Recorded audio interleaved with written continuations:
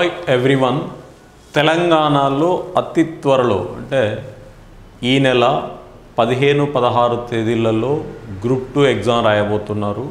So ఎవరెవరైతే group 2 prepare అవుతున్నారో ఈ ఉన్న సమయాన్ని అద్భుతంగా వాడుకోండి. Every second, every minute, every hour important. So ఆగమాగం అవుతూ కొత్త అంశాల్లోకి వెళ్ళకుండా ఇప్పటివరకు చదివిన వాటినే ఒకసారి రీకాల్ చేసుకుంటూ రివిజన్ చేసుకుంటూ మీరు ఎక్కడెక్కడైతే కొన్ని బండ గుర్తులు పెట్టుకొని ఉంటారో, ఎక్కడెక్కడైతే ఇది పోతానప్పుడు చూసుకోవాలని అనుకుంటారో వాటిని రివిజన్ చేస్తూ వాటిని ఒకసారి తిప్పేస్తూ ఉండండి. సో ఆల్రెడీ 7వ తారీఖులో ఉన్నాం. నెక్స్ట్ 7 రోజులు మాత్రమే మనకు సమయం. సో దాని తర్వాత 15, 16, 14 తర్వాత ఎగ్జామ్సే రాస్తుంటారు. సో ఈ ఉన్న సమయంలో మీరు పేజీలు తిప్పేదానికి కూడా సరిపోదు కాబట్టి ఉన్నటువంటి అంశాలను మీరు రాసుకున్నటువంటి షార్ట్ నోట్స్ను వాటి మీద కాన్సన్ట్రేట్ చేయండి. సో మన ఈవినింగ్ ఓవరాల్గా రివ్యూ అనేటువంటి కార్యక్రమాన్ని తీసుకున్నాం. లాస్ట్ మినిట్ రివిజన్ అని. సో సబ్జెక్ట్ వారీగా చేస్తున్నాం. సో ఇవాళ జాగ్రఫీ చేస్తాం. సో రేపు ఎల్లుండి ఇండియన్ హిస్టరీ, కరెంట్ అఫైర్స్ మీద కూడా మీకు రీసెంట్ కరెంట్ అఫైర్స్ ఒక్కసారి ఉంటే వాటి ఓవరాల్గా రివ్యూ అయ్యేటట్టుగా క్లాసులు కూడా స్టార్ట్ చేస్తున్నాం. ఎందుకంటే కరెంట్ అఫైర్స్ నుండి కూడా ఎక్కువ క్వశ్చన్లు వస్తున్నాయి కాబట్టి.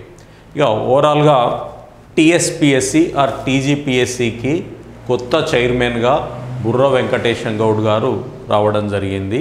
సో ఐఏఎస్ ఆఫీసర్, ఇంకా 3.5 సంవత్సరాలుగా సర్వీస్ ఉన్న రిజైన్ చేసి టీఎస్పిఎస్సి చైర్మన్ పదవిని చేపట్టడం జరిగింది.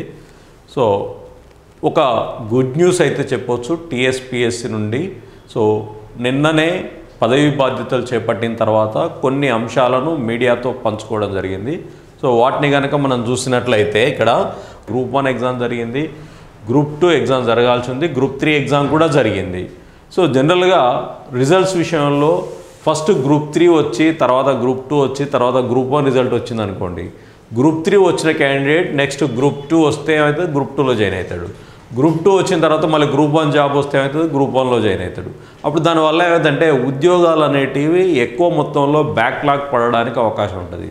సో దీని మీదనే గురుకులాలలో కూడా చాలామంది పెద్ద పోరాటమే చేశారు, కానీ ఫలితాలు అయితే రాలేదు. రీలిక్విష్మెంట్ విధానాన్ని తీసుకోండి. ఒక వ్యక్తికి ఒకటి కంటే ఎక్కువ ఉద్యోగాలు వచ్చినప్పుడు సో దేన్నో ఒకదాన్ని ఎంచుకునేటట్టుగా చేసి దాని తర్వాత మెరిట్లో ఉన్న వాళ్ళకి ఇవ్వండి అని ఎంత గగ్గోలు పెట్టినా ఆ ప్రక్రియ కాలేదు. సో ఇప్పుడు ఆ విధానాన్ని టీఎస్పిఎస్సి పాటించబోతున్నట్టుగా తెలుస్తుంది. సో ఇక్కడ కనుక మనం చూసినట్లయితే సో గ్రూప్ 1 ఫస్ట్ రిజల్ట్ ఇచ్చి తర్వాత గ్రూప్ 2 ఇచ్చి దాని తర్వాత గ్రూప్ 3 ఫలితాలు విడుదల చేయనున్నట్టుగా పోస్టుల భర్తీలో అవరోహణ క్రమం పాటించాలని టీజీపిఎస్సి నిర్ణయం తీసుకున్నట్టుగా బ్యాక్లాగ్లో ఏ ఉద్యోగాలు పడకుండానే చూసే విధంగా ఈ నిర్ణయం తీసుకున్నట్టుగా అదే టీజీపిఎస్సి లక్ష్యం అన్నట్టుగా ఒక వార్తా కథనాన్ని మనం చూడొచ్చు. వాస్తవానికి మనకు గ్రూప్ 1 ఎగ్జామ్ వచ్చేసి మనకు అక్టోబర్లో జరిగింది.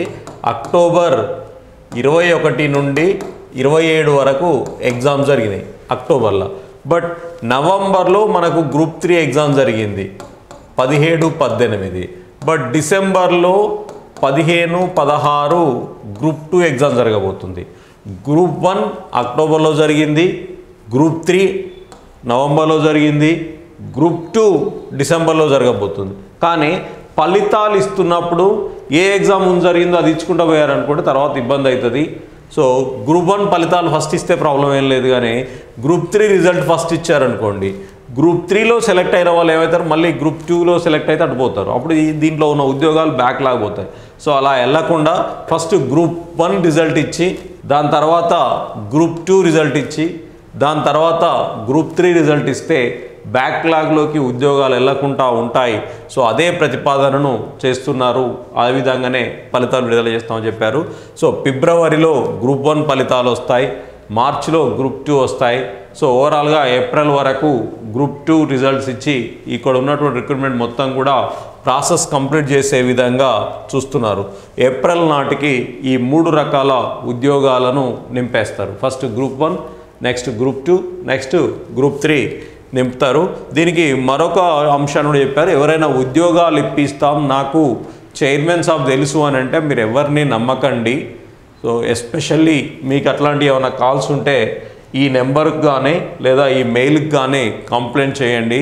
మీరు నియర్ బై పోలీస్ స్టేషన్లో కంప్లైంట్ చేస్తే నేను డీజీపీ వాళ్ళతో మాట్లాడి కంపల్సరీ యాక్షన్ తీసుకుంటాం. ఎట్టి పరిస్థితుల్లో కూడా మీరు పైరవీలు నమ్మకండి, ఎట్టి పరిస్థితుల్లో కూడా ఎగ్జామ్స్ పోస్ట్పోన్లను నమ్మకండి.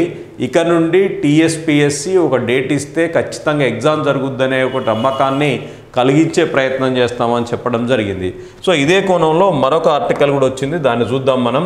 సో నిరుద్యోగులకు వేగంగా ఉద్యోగాల కల్పనే లక్ష్యం, ఇకపై షెడ్యూల్ ప్రకారమే పరీక్షల నిర్వహణ, ఫలితాలు.